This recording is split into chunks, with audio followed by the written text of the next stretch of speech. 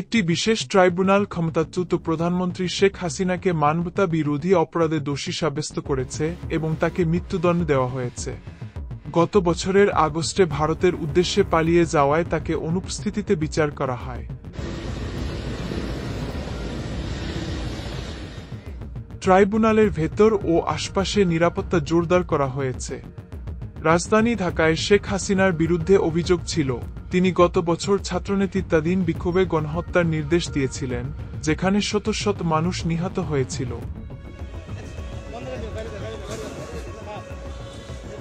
বিশেষ ট্রাইব্যুনাল গত কয়েক ঘণ্টা ধরে চলছিল। রায়টি ছিল কয়েকশো পৃষ্ঠার।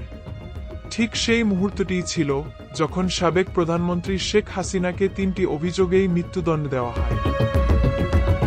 আমরা সিদ্ধান্ত নিয়েছি একটাই শাস্তি দেওয়া হবে, আর তা হল মৃত্যুদণ্ড।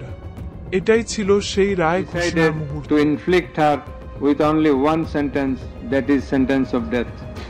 একটু আগে যে অংশটি শুনলেন সেটিই ছিল রায় ঘোষণার মুহূর্ত, যখন ঘোষণা করা হলো তাকে মৃত্যুদণ্ড দেওয়া হয়েছে। বিচারক খুব পরিষ্কারভাবে বলেন, শাস্তি একটাই, মৃত্যুদণ্ড। আদালতের ভেতরে ও বাইরে করতালিতে তা গ্রহণ করা হয়। এই মামলা অত্যন্ত আবেগপ্রবণ ও সংবেদনশীল ছিল। শুধু অভিযুক্ত ব্যক্তির কারণে নয়, বরং গত বছর যেভাবে সহিংসতা হয়েছিল এবং পুলিশ দমনপীড়ন চালিয়েছিল তার জন্য। যার পর শেখ হাসিনা, বাংলাদেশের 5 বছরের প্রধানমন্ত্রী, দেশ ছাড়েন এবং পদ ত্যাগ করেন। আদালত রায়ে বিস্তারিতভাবে পুলিশ নতুন বিভিন্ন ঘটনার বর্ণনা তুলে ধরেছে, ঢাকায় কিভাবে পরিস্থিতি আনফোল্ড হয়েছিল। তারা কয়েকটি বিষয় বিবেচনা করেছে। 1. বিক্ষোভকারীদের পুলিশ নিয়ন্ত্রণ থেকে সুরক্ষা দিতে ব্যর্থতা। 2. ভাষণের মাধ্যমে সহিংসতা উস্কে দেওয়া। 3. সবচেয়ে গুরুত্বপূর্ণ, বিক্ষোভকারীদের বিরুদ্ধে প্রাণঘাতী শক্তি ব্যবহারের অনুমোদন দেওয়া। এই অভিযোগগুলোর ভিত্তিতেই শেখ হাসিনাকে দোষী সাব্যস্ত করা হয় এবং মৃত্যুদণ্ড দেওয়া হয়। তিনি ও সাবেক স্বরাষ্ট্রমন্ত্রী দুজনকেই মৃত্যুদণ্ড দেওয়া হয়েছে। তবে দুজনই বিচার কার্যক্রমে উপস্থিত ছিলেন না। তাদের অনুপস্থিতিকেই বিচারক পলাতক হিসেবে গণ্য করে রায়ে উল্লেখ করেছেন। শুধু সাবেক পুলিশ প্রধান উপস্থিত ছিলেন। তার ক্ষেত্রে বিচারক তুলনামূলক কোমল অবস্থান নিয়েছেন। তার সাজার বিষয়ে শিগগিরই আরও বিস্তারিত জানা যাবে।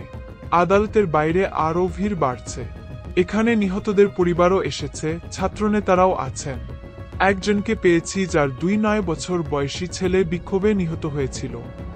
তাই আবেগঘন পরিবেশ তৈরি হয়েছে এখানে। এখন প্রশ্ন হল, ভারত কি শেখ হাসিনাকে বাংলাদেশে প্রত্যর্পণ করবে? উচ্চ পর্যায়ের কর্মকর্তারা বিবিসিকে বলেছেন, এই রায় তাদের অবস্থানে কোনো পরিবর্তন আনবে না। শেখ হাসিনার দাবি এটি রাজনৈতিক প্রতিহিংসা, এটিও বিবেচনায় রাখতে হবে। তিনি দেশে ফিরে গেলে তার নিরাপত্তা কতটা নিশ্চিত হবে, এটিও একটি প্রশ্ন। ভারত ও বাংলাদেশের মধ্যে প্রত্যর্পণ চুক্তি আছে, কিন্তু অতীতে বাংলাদেশ তাকে ফিরিয়ে দেওয়ার অনুরোধ করলেও ভারত রাজি হয়নি। ভারত বলে এটি একটি বিচারিক প্রক্রিয়ার বিষয়। তারা বাংলাদেশে মুক্ত ও সুষ্ঠু নির্বাচনকে সমর্থন করে এবং জনগণের ভোটে নির্বাচিত সরকারকে সমর্থন করবে।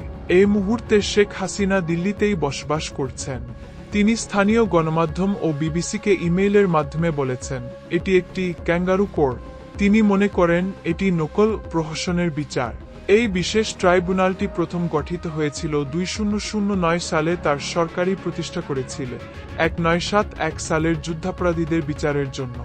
সমালোচকরা দীর্ঘদিন ধরেই এই ট্রাইব্যুনালকে পক্ষপাতদুষ্ট বলছেন। আওয়ামী লীগ ক্ষমতা হারানোর পর ট্রাইব্যুনালটি পুনর্গঠন করা হয় এবং 3 সদস্যের বেঞ্চ এ মামলা শুনছিল। আমরা শেখ হাসিনার নতুন বিবৃতি অপেক্ষা করছি, কিন্তু অতীতে তিনি বারবার বলেছেন এই আদালতের বিচার স্বচ্ছ নয়।